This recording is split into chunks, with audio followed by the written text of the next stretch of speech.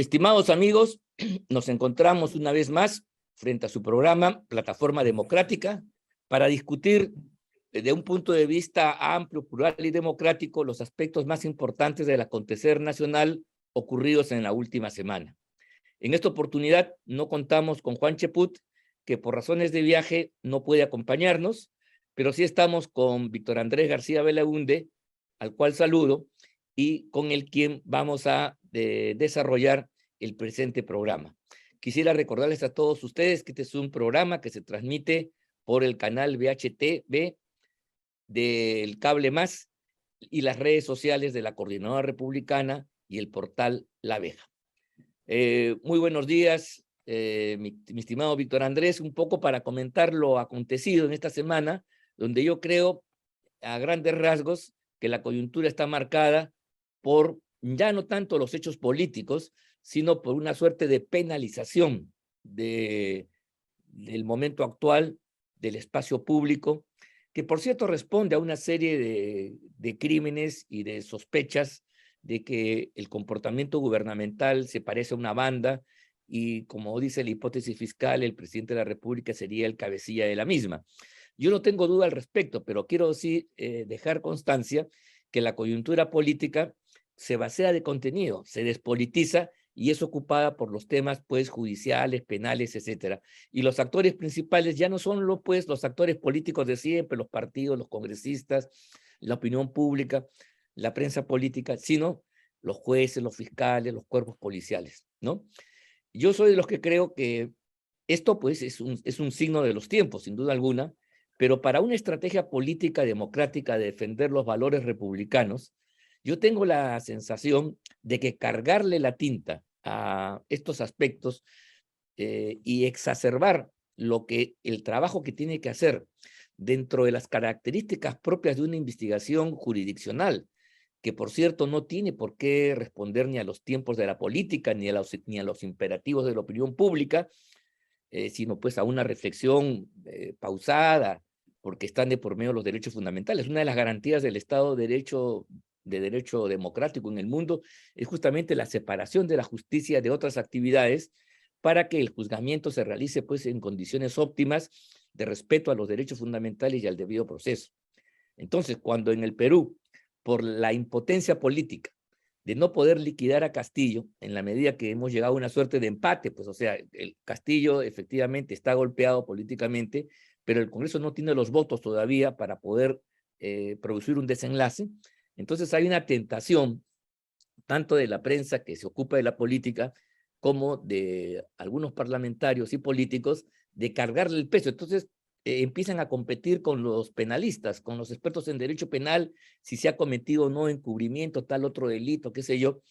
Y la verdad creo que eso tiene, primero que es incorrecto, creo que la Fiscalía debe hacer su trabajo con las condiciones del caso, sin ningún tipo de presión, ni de aquí ni de allá. Creo que eso es importante para que la gente sienta que hay justicia y no hay ningún tipo de parcialidad. Pero por otro lado, politizar la judicialidad, ¿no? A mí me parece que justamente es hacerle el juego, sin querer, al discurso castillista esgrimido en las últimas semanas, de que ellos son víctimas de un proceso golpista que ya no solamente tiene como actores a la oposición democrática, a los partidos políticos, al Congreso, sino también a la Fiscalía y al Poder Judicial y a un sector de la policía incluso, ¿te das cuenta? Entonces, cuando hay una marcha, por ejemplo, a apoyar al local del Ministerio Público, cuando levantamos, más allá de la justa medida y el respeto que nos merece Patricia Benavides, pero la ponemos como si fuera ella la vanguardia de la lucha política democrática para algunos, y todas las esperanzas se centran en eso, yo creo que no le estamos haciendo un grato favor a una estrategia democrática que debe seguir acumulando fuerzas a partir de un hecho que empieza a ser descuidado, que es que la política gubernamental ineficaz, impotente, incapaz, no puede resolver, ni siquiera atender o mejorar los problemas de la gente. Y el gran rechazo ciudadano a Castillo, incluso en el sur del país y en la Sierra Central, es justamente el fracaso al ejecutar sus promesas. No tanto los temas de corrupción, porque como una encuesta de Ipsos reciente, el rechazo a Castillo por su gestión es muy alto, 70-75%, pero a la hora de preguntarle si es culpable, si hay corrupción, si colabora o no con la justicia, estos porcentajes disminuyen significativamente, como si a la gente le interesara poco este asunto. Y además yo me pongo a pensar, no sé, que tú que conoces bien la historia de nuestro país, en los pueblos andinos, en las zonas lejanas, el Poder Judicial pues ha sido siempre un aparato lejano. Hay una tradición novelística en nuestro país donde los jueces esquilmaban, ¿no? Expoliaban a las comunidades indígenas. Hay toda una literatura inmensa y además hemos visto hace poco nomás cómo fiscales perseguían pues a Alan García, a Castañeda Locio, a Keiko Fujimori, querían ilegalizar partidos.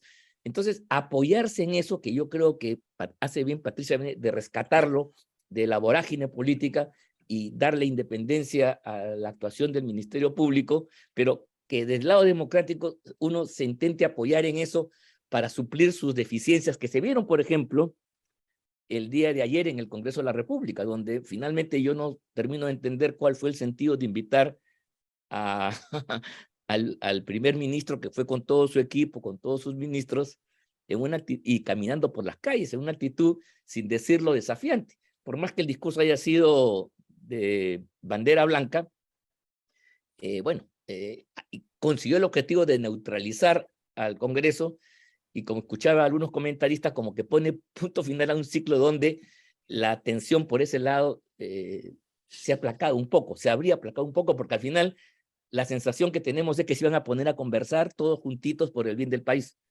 cosa que tampoco lo veo así, pero en fin, eso fue más o menos la conclusión de un observador de afuera que no conoce los antecedentes y dice, ah, caramba, aquí se han puesto de acuerdo. Vamos a ver si es así. Pero en fin, he hablado de varias cosas, me disculparás, mi querido Vitocho, pero bueno, ¿qué te parece a ti esta situación? Ahí hay varios temas a conversar, escoge tú los que consideres los Bueno, más notables. has tocado un montón de Sí, temas y yo me he no sé dado por cuenta dónde que sí, empezar. así Y es. no sé si pueda terminar también. No sé, es verdad. Me he dado Bueno, a cuenta de ver, eso al final. mira, es cierto que la política se ha judicializado, ¿no? Pero analizando bien el tema, ¿por qué se ha judicializado? Yo creo por varios motivos, ¿no? En primer lugar, porque el gobierno judicializó la política con Vizcarra. O Exactamente. sea, Vizcarra se apoyó en el Ministerio Público para defenderse. Hay que recordar que Vizcarra dejó con la mano extendida a Bolsonaro y regresó corriendo a Lima a defender a dos fiscales que hoy día están cuestionados y que le entregaron todo a Odebrecht, además, Pérez y Vela. Entonces, eso es inédito. Eso es inédito. Desautorizó de alguna manera a Chávarri, Chávarri creo que era el fiscal Que de la ahora es el acción fiscal anterior. nombrado legítimamente, inclusive por Así ser es, el más antiguo, ni siquiera así es, votado, sino por ser el más antiguo. así es, así es. Como yo presento un proyecto de ley para que los presidentes de las cortes, los fiscales supremos o de la nación, quiero decir, sean nombrados por estricto orden de antigüedad como era hasta los años 70, hasta que llegó Velasco al poder, para evitar pues estas campañas internas que destruyen la unidad de las Es cierto, instituciones. ¿Ya? claro. Pero no Cuerpos no pasó. deliberantes deberían funcionar así, tienes razón. Así es, así Buena es. idea es esa.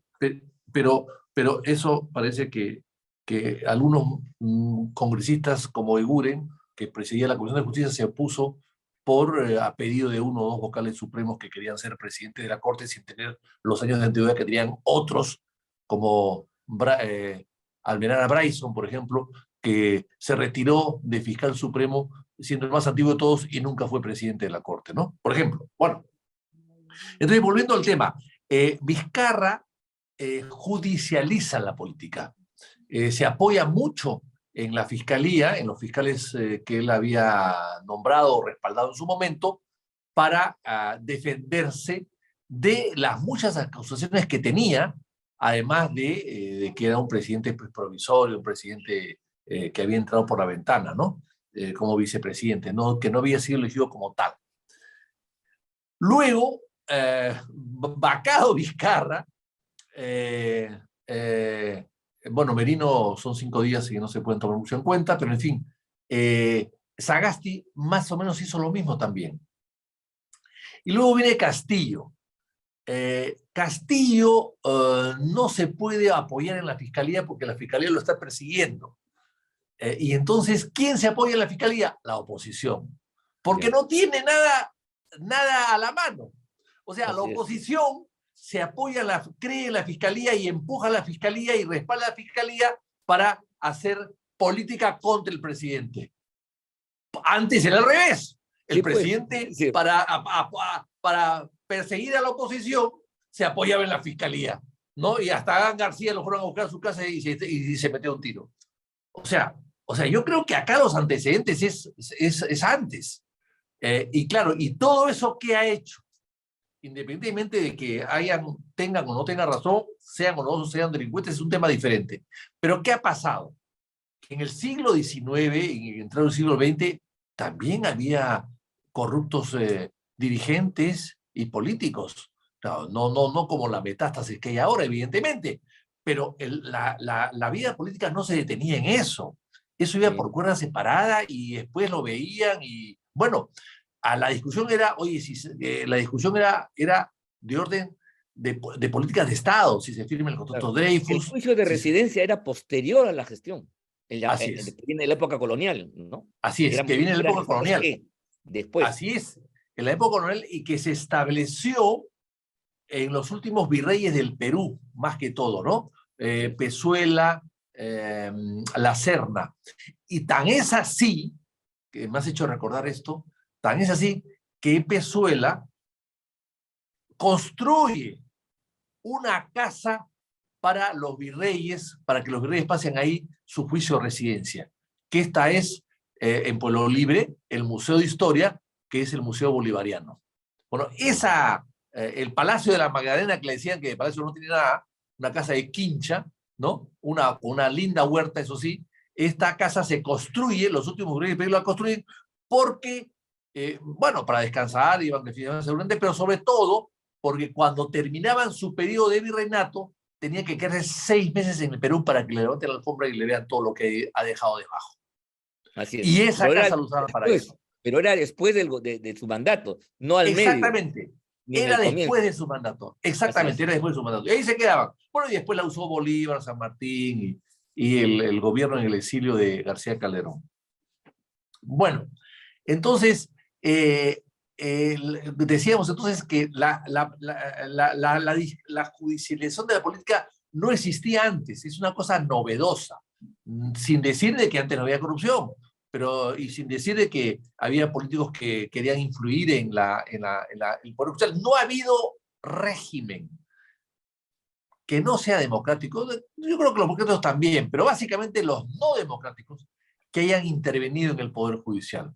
Siempre lo han hecho, ¿no? Lo hizo Velasco, se tiró abajo toda la Suprema, lo hizo Fujimori a través de Rodríguez Medrano, quiso influenciar y puso a Delepiani, a un marino, como jefe de una oficina de control interno, de reestructuración, qué sé yo. Y antes lo había hecho Leguía, antes lo había hecho Benavides, Odría también a su compadre, Luis César Augusto Lengua lo puso de miembro del Poder Judicial y después fue presidente del Jurado Nacional de Elecciones, su compadre. Bueno, entonces, ha habido antecedentes de eso. Las democracias generalmente no se meten con el Poder Judicial, porque hay otros mecanismos de control, su propio control y del control de la ciudadanía sobre las cosas que pasan. Entonces, yo creo que acá eso es lo que ha pasado. Y es una pena, es cierto, porque dejamos de discutir cosas importantes y nos dedicamos pues a la minucia, a los 15.000 soles que le han entregado al presidente, 30.000 soles, o sea, estamos hablando de coimas pues de carterista, ¿no? De coimas de pequeño monto que distraen, que son graves, por supuesto que sí, no, claro, pero que distraen los problemas nacionales muy graves de una recesión que ya el ministro del Parkinson, el ministro de Economía, que tiene Parkinson lamentablemente, pero espero que esté lúcido, porque también es una preocupación de todos que un ministro tenga esa enfermedad, pues porque es un ministerio muy importante, ¿no? Bueno, en fin, en todo caso, lo que sí, no estamos preocupados de lo que el ministro ha dicho, el ministro de Borneo, es decir, que estamos a las puertas de una recesión. Y eso sí es fatal. Eso sí es fatal, porque si estamos creciendo poco y estamos con una deceleración de la economía, con mucha gente desempleada y otra gente que le quitan el sueldo para no botarla en la calle, la recesión va a ser fatal. Y de eso nadie se preocupa. Hay que recordar que están bajando los precios, las compras, las importaciones, bueno, eso es lo menos, las exportaciones están bajando también. Y Europa está en una crisis tremenda y con un gas altísimo y, bueno, y intereses que están subiendo. Entonces, todo eso va a crear una tormenta económica que nadie se da cuenta de eso porque estamos pensando en Bruno Pacheco, en Jennifer Paredes, etc. Eso sí es cierto. Ahora, en el tema que hablabas tú de lo de Aníbal Torres ayer, Sí. decías tú, ¿para qué fue? Bueno, es la pregunta que yo también me hago. ¿Para qué fue? Además fue una semana después, invitado una semana después, coordinado con las bancadas principales. Estamos de acuerdo. Yo creo que acá ha habido un pacto de no agresión, ¿no? Y quizás un acuerdo de, como los dos estamos ya clasificados, como en el fútbol, salimos a jugar solamente para la tribuna y no nos hacemos daño. No hay goles. Y los dos estamos clasificados, no hay goles. Tenemos que empatar. O sea, salen con un acuerdo de empate antes de empezar a jugar. Y eso es lo que ha pasado ayer. El señor Torres ha ido, no se ha desdicho, ha jugado con las palabras. No, yo dije que decía, ¿qué pasaría? ¿Qué pasaría si la gente sale a las calles? No, pero claro, no lo toma como una incitación, como una provocación, como una insinuación, como una manera de estar incentivando, promoviendo la subversión o el golpismo, etc. Entonces, él no ha dicho nada y finalmente ha dicho, señores, si quieren censurarme, aquí estoy, censúreme, aquí estoy, señores, estoy a vuestra disposición, censúreme. Bueno, pues ya. Y nadie se para, sí, lo voy a censurar. Nadie se paró y dijo, no, perdón, pues, señor, fatal. yo sí lo voy a censurar. Nadie dijo eso. Nadie se paró y dijo, no, yo sí lo censuro. Nadie dijo nada. Se dijo, oye, esta chica bonita, Adriana Tudela, no sabe lo que dice, muy niña.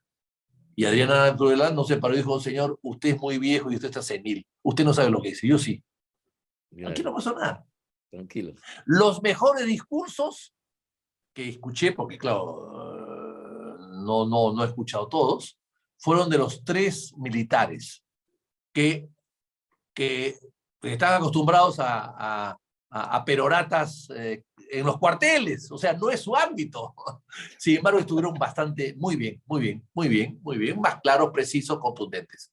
El resto, quizás Adriana un poquito, quizás Norma Yarro, quizás sí, pero básicamente los militares me sorprendieron a mí porque no es su ámbito, no están preparados ni tienen experiencia para ese tipo de intervenciones y debates y lo han hecho bastante bien. Ahora, una invitación a un primer ministro que dure menos de 3 horas, más de 3 horas dura cualquier debate declarando la inmortalidad del mosquito. Eso es un debate de más de 3 horas. Pero los incentivos al golpismo y al cierre del Congreso del primer ministro, eso no tiene nada de importancia. Pero lo grave aquí es lo siguiente, que lo dijo malamente, por supuesto, Aníbal, que cualquiera puede opinar, que él no puede taparle la boca a nadie para opinar el cierre del Congreso, y que él ha opinado como un ciudadano común y corriente. No, El Otra señor vez. primer ministro es jefe de gobierno, entre comillas. En realidad es vocero del presidente de la República, del jefe de Estado y del jefe de gobierno. Y él actúa en muchos casos fácticamente como jefe de gobierno. No puede decir eso, y menos en Palacio de Gobierno, como lo he dicho. Y con gente que va a Palacio, gente amiga, porque los enemigos no llegan a Palacio, ¿no? Y que los invitan a Palacio a gritar cierren el Congreso. O sea, a un público de él, llevado de la mano de él a Palacio a gritar cierren el Congreso. O sea, todo un show para jacarandear, para remover al Congreso. Bueno, pues eso no se puede ni aceptar ni permitir. Es decir, dijo, oye, pero hay un parlamentario que ha dicho eso, un periodista que sí puede hacer lo que quiere. El parlamentario también, porque es uno de 130 y todos piensan diferente y todos son de 3 o 14 bancadas. Pero el jefe de gobierno, el presidente del Consejo de Ministros, jefe de gobierno fáctico en este caso, este señor representa al gobierno y tiene a su disposición a las Fuerzas Armadas y Fuerzas Policiales y a todo el aparato del Estado. Gran parte del aparato del Estado lo maneja el primer ministro. Sí es grave que él opine de esa manera. Muy grave. Y por tanto se merecía mi mover una censura. Pero claro, el gobierno, como hemos visto, el Parlamento no quiere, todos han hablado de 5 años. Nadie quiere irse antes. Todos tienen préstamos, todos han alquilado casas, han comprado casas, y fin, y no quieren hacer nada. Y tienen deudas. Yo recuerdo que cuando Fujimori cerró el Congreso en el año 92 pasó eso.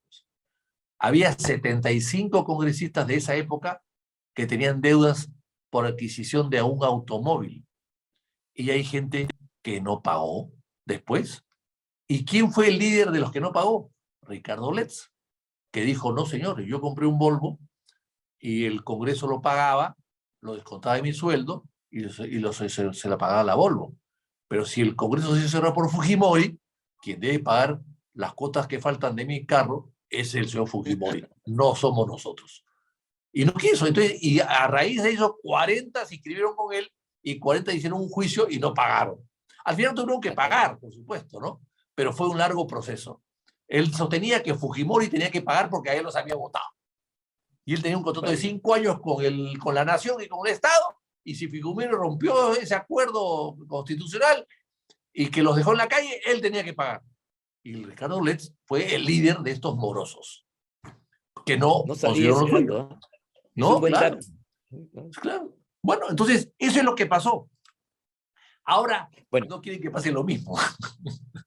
porque todos tienen carro nuevo, se les ve con terno nuevo, corbata nueva, se les ve pues muy bien vestidos, en buena hora que así sea, y con carros nuevos todos, ya no hay Volvo, pues ahora hay Toyotas, Nissan, camionetas grandes, ¿no? 4x4, y es otro país.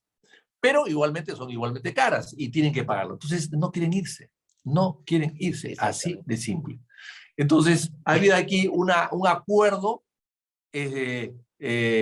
no es expreso, no escrito, tácito de, oye, no nos hagamos daños. Los dos queremos quedarnos, los dos queremos quedarnos y vamos a jugar para la tribuna, sin goles. Un empate. Sí. Vamos a empatar, para que todos queden contentos. Ustedes, nosotros y el público. Bueno, eso es lo que han hecho. Y eso es un desastre. Y finalmente, la conferencia episcopal ha lanzado un comunicado que me parece muy interesante, que es lo que hemos conversado nosotros acá. Hay que buscar una salida democrática a la situación. Lo hemos conversado acá, Ángel, contigo hace mucho tiempo. Hemos propuesto una salida democrática. Y esa salida democrática solamente puede ser a través de un adelanto de elecciones generales, que todos nos pongamos de acuerdo, y que puede ser la primera legislatura, porque hay que cambiar la Constitución, la primera legislatura puede ser ahora, la segunda puede ser en febrero, y pueden haber elecciones el próximo año. No tienen por qué ser en abril, pueden ser en agosto, septiembre, octubre, porque a la hora que cambie la Constitución pones la fecha de la nueva elección. Y no, en el Perú, durante muchos años, 60, 70 años, el cambio de mando no era en julio, era en diciembre, en noviembre o en Así diciembre. es. Entonces se puede cambiar la fecha perfectamente bien por esta vez. Bien, creo que efectivamente hemos hecho un panorama concreto. Yo quería solamente hacer una precisión a tus juicios que son muy acertados, diciendo que, claro, este es un juego más o menos arreglado, pero no de dos equipos ni dos entidades que están clasificadas, sino que por el contrario, no quieren, están en una posición muy difícil de descrédito y no quieren ahondar y perjudicar su situación que ya de por sí es lamentable. Entonces, claro, ante no hacer nada, mejor hacer esto y ponerse de acuerdo en que finalmente no iba a pasar nada, porque claro, ¿qué sentido tiene invitar a Torres si es que no hay una idea clara de lo que va a hacer? Entonces, eso es desde el punto de vista de la oposición, tú invitas o interpelas para producir un resultado determinado, pero el resultado de ayer más bien ha sido el de que, bueno, van a trabajar todos de común acuerdo. Y sabemos que son palabras que no tienen ningún fundamento. Lo sabe el gobierno y lo sabe la oposición, pero esa es la sensación que se ha dejado al país y entonces la frustración crece. Y yo creo que es clarísimo, pues la razón detrás de todo este comportamiento es la voluntad en las fuerzas democráticas de la oposición y bueno, y por cierto en el gobierno también, de no interrumpir el mandato. De a pesar de la crisis que se sigue profundizando, no hacer olas que terminen este tiempo constitucional, por cierto, pero que, digamos, está en plena contradicción con lo que viene sucediendo. Entonces, en lugar de una salida radical, política, democrática, como la que estamos planteando, y yo totalmente de acuerdo contigo, es mejor, pues, un modus vivendi, pero que tampoco puede exacerbarse sin fin, porque entonces es la negación de la voluntad de permanencia. Si tú quieres permanecer en algo, si tú quieres durar, tienes que mantener un clima adecuado, porque si tú desatas tormentas, tu dicho de duración se va a quebrar, no va a prosperar. Y eso yo creo que es lo que ha pasado el día de ayer, es una gran demostración de que más allá de las diferencias, hay algunos acuerdos comunes no explícitos, por cierto, no acordados, pero que sí es fruto de una convergencia. Y digamos que se podría resumir en la palabra durar o permanecer. A pesar de la tormenta, a pesar de todo lo que el Perú vive, eso es lo que está pasando. Bueno, entonces eso es un poco el resultado de lo acontecido ayer en el Parlamento y por lo tanto entonces diríamos que Castillo, que aparentemente en las semanas posteriores al discurso del 28, empezó a ser arrinconado sistemáticamente, sobre todo a partir de las nuevas revelaciones que salen de las carpetas fiscales, como dijeron algunos, ha logrado un grado de estabilidad muy transitorio, muy endeble, por cierto, pero que en el imaginario quizás explique el por qué se ha frenado su caída, incluso según algunas encuestas como la de Ipsos, hay un mejoramiento en las mismas. Entonces, esto es importante decirlo porque la visión catastrófica se está produciendo ya en la realidad, pero no implica un desenlace. Entonces, esto es como algo que se ha obturado, una cañería que se ha cerrado en su salida, y entonces la presión de todo tipo hace que la cosa se vuelva un poco enloquecedora, pero tampoco hay desenlace.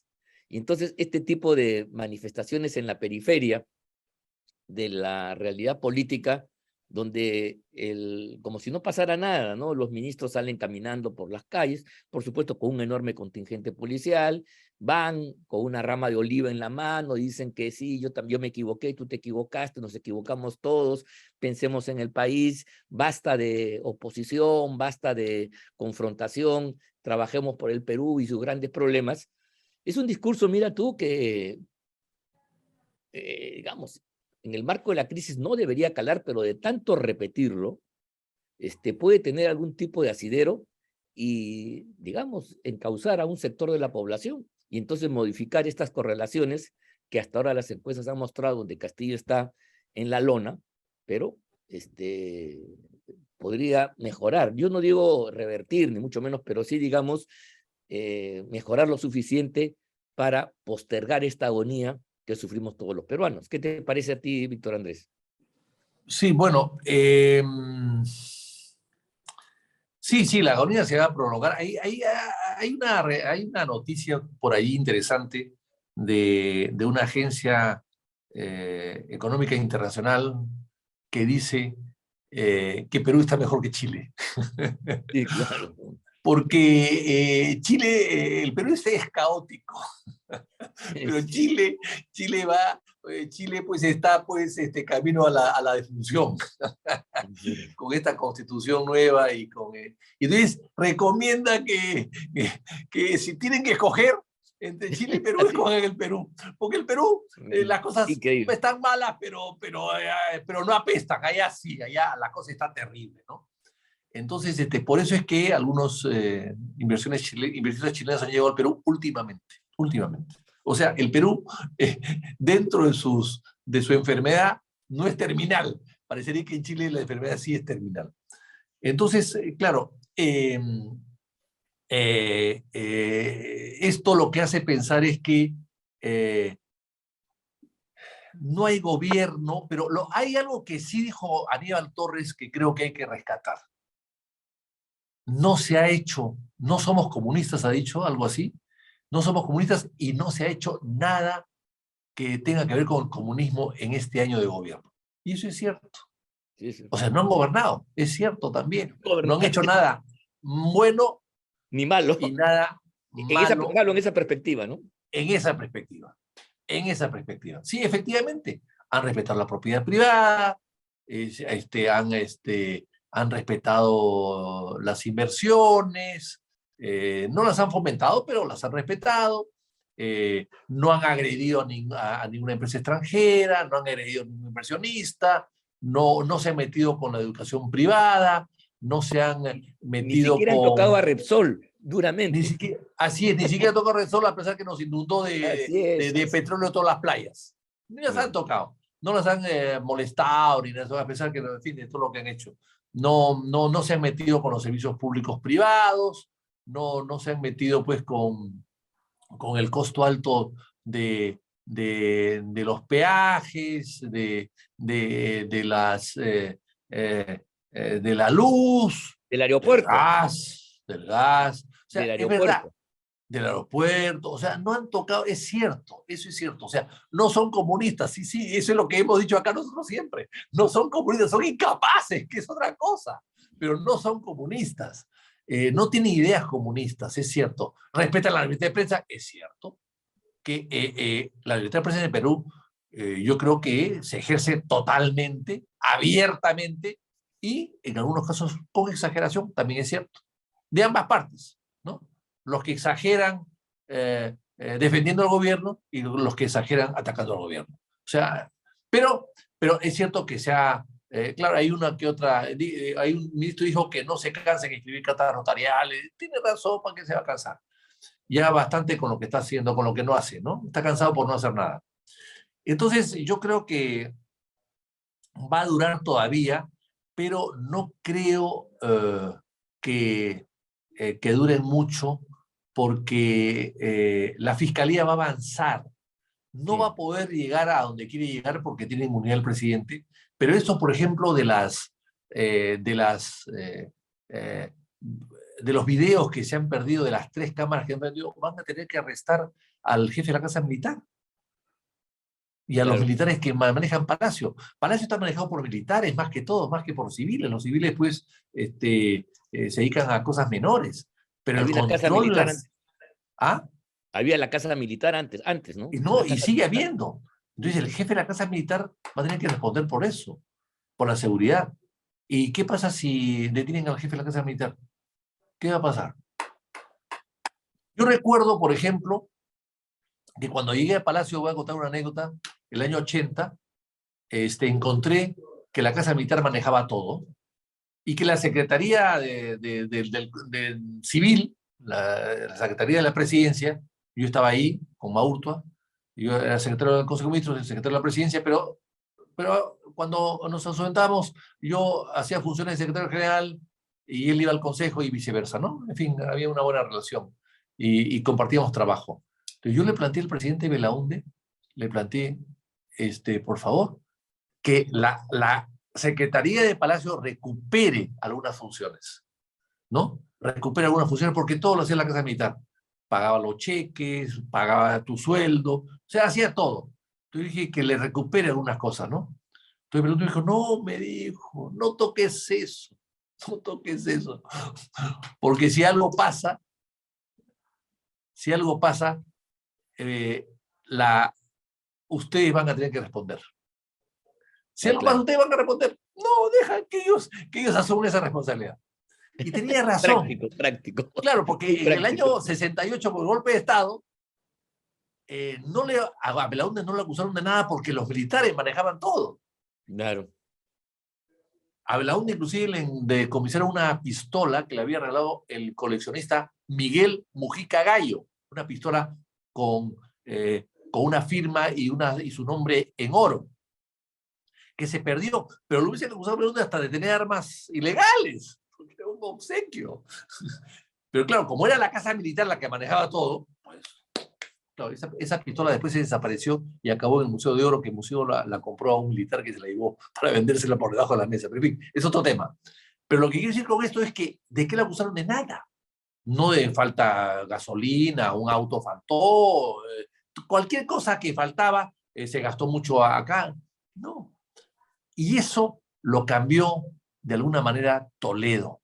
Claro. Por eso es que Toledo lo cambió, porque Toledo quería hacer gastos, quería gastos que parecería que los militares no lo veían muy bien, lo cambió. Y hoy día pueden responder un poco por eso.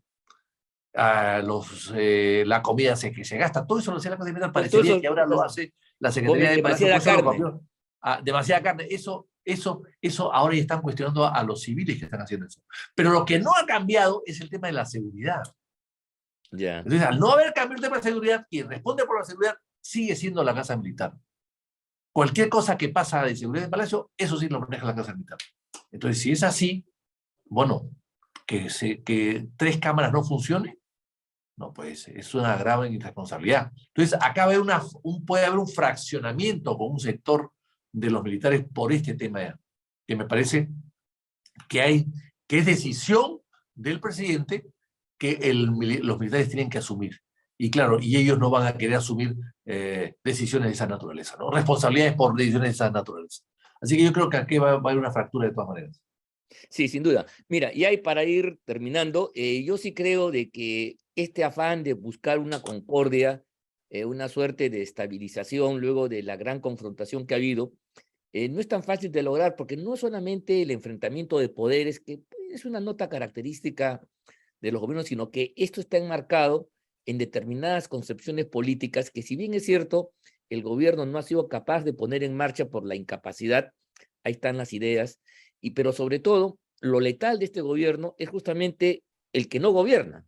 Y al no gobierna, entonces hace que el país entre en un caos, en una espiral liquidadora fatal, pues, ¿no? Yo creo que eso es objetivo. No es que exista una política de estatización, de nacionalización, de intervención en la economía, pero el hecho de que no se promueva, de que se genere una incertidumbre permanente, sí tiene efectos letales y claro, eso tiene que ver más con la incompetencia supina que con algún tipo de ideología. Eso hay que decirlo con todas sus letras para saber a qué estamos atacando. Ahora bien. Otra cosa, Ángel, sí. déjame que te interrumpa. En el caso como estamos terminando Sí. ayer discutimos un tema, por ejemplo, el congresista Cueto decía que no debía haber elecciones. Claro, no sé si lo decía pensando en el Congreso o pensando en fin, en el problema real que existe, ¿no? Él decía, no puede haber elecciones adelantadas. Primero hay que hacer una reforma electoral. Entonces yo le decía, disculpe usted con el aprecio que le tengo, mire, si hacemos una reforma por adelantada, hay 2 problemas acá. Primero, el tiempo que va a demorar. O sea, una reforma electoral no se hace pues en 2 minutos. Y segundo, que la reforma se puede hacer pensando un poco en las elecciones siguientes y eso va a ser fatal. No Es se puede. mejor un pequeño requisitos y candados y punto, y que vayamos a las elecciones y el nuevo gobierno convocará a una comisión especial de técnicos que haga un proyecto de renovación electoral y también, si quiere, de constitucional, como se hizo con ¿no? Las bases de la reforma que hizo Paniagua en su momento. O sea, el nuevo gobierno entra con una gran aureola de popularidad y de aceptación que va a poder hacer unas cosas que un gobierno de salida o provisional no lo puede hacer. Y le puse el caso de los siguientes. Las normas electorales que se aprobaron en la Constitución Constituyente del año 78 fueron pensando en el APRA. Por ejemplo, Claro, no hubo por segunda supuesto, vuelta. claro. No hubo segunda vuelta. La segunda vuelta que estaba prevista no se realizó. Se pasó, se postergó para el 85. ¿Por qué? Porque se supone que el APRA, que había ganado la constituyente con el 37%, se puso como límite el año 80 a ganar con 36% para no ir a la segunda vuelta. Pensando o sea, Se iba a se puso repetir como... la votación para la constituyente. Así es. O sea, se repitió. O sea, señores, el APRA sacó 37%, el 78%. Por lo tanto, la valla es 36%. Si tú superas el 36%, no hay segunda vuelta. Bueno, y el APRA sacó 37%. Bueno, vino el año 80 y el APRA sacó 28 por ahí o 29 y Belaúnde 47, 48. Sí. Y no hubo segunda vuelta por eso. Por eso no hubo segunda vuelta. Porque fue una disposición hecha por el APRA, pero nadie sabe para quién trabaja. Trabajaron en realidad para Belaúnde. Sí, pues claro. Entonces, ese tipo de cosas puede pasar. Por eso es que no es bueno para unos esperar por esta excusa y para otros que creen en la excusa verdadera, pero yo creo que no es bueno, no es bueno. Sí, es cierto. Mira, estábamos diciendo que efectivamente esta aparente voluntad de concertación que se expresó en los discursos en el Congreso, la gente del gobierno ha reconocido que se han encontrado con un parlamento reflexivo, ¿no? Con un parlamento equilibrado, increíble. Y yo creo que no tiene fundamento, por dos cosas. Primero, por lo que ya tú has dicho, las investigaciones fiscales, lentamente o no, van a seguir dando sorpresas y van a seguir erosionando la credibilidad gubernamental. Y por otro lado, la incompetencia gubernamental, que yo creo que es la nota característica de este régimen, va a seguir dando sus frutos deleterios, como decía Manuel González Prada, frutos deleterios, y en consecuencia va a generar una enorme reacción popular, inclusive en los sectores más vulnerables, más desprotegidos, ubicados en provincias, que se va a despertar en grandes oleadas de rechazo que van a poner punto final a esta situación. Entonces, creo yo que lo que va a marcar el final de este régimen de aparente convivencia, de convivencia, digamos, no explicitada, va a ser, por un lado, el avance de lo que puede hacer la Fiscalía, combinado con un rechazo popular mayor por la degeneración, por la destrucción de la calidad de las condiciones de vida. Creo que ese es el gran motor, el hambre en última instancia, el hambre, la intemperie, el desamparo, son los factores que sin duda alguna tienen una fuerza movilizadora extraordinaria. Y eso es lo que yo creo que son los límites de cualquier acuerdo, de cualquier intención de concertación que pueda existir en estos momentos. Bueno, llegamos, no sé, algo más que decir, pero porque ya estamos llegando al Nada, final del perfecto, me programa. parece muy interesante. Ya, bueno, vamos a seguir conversando ya con Juan en la próxima semana, pero estas notas yo creo que van a verificarse seguramente en el tiempo siguiente. Ha sido muy grato estar con todos ustedes, amigos, en este su programa Plataforma Democrática, y nos vemos pues la próxima semana para seguir con este tipo de análisis, y nos despedimos de ustedes agradeciéndoles su preferencia. Muchas gracias y hasta la próxima semana.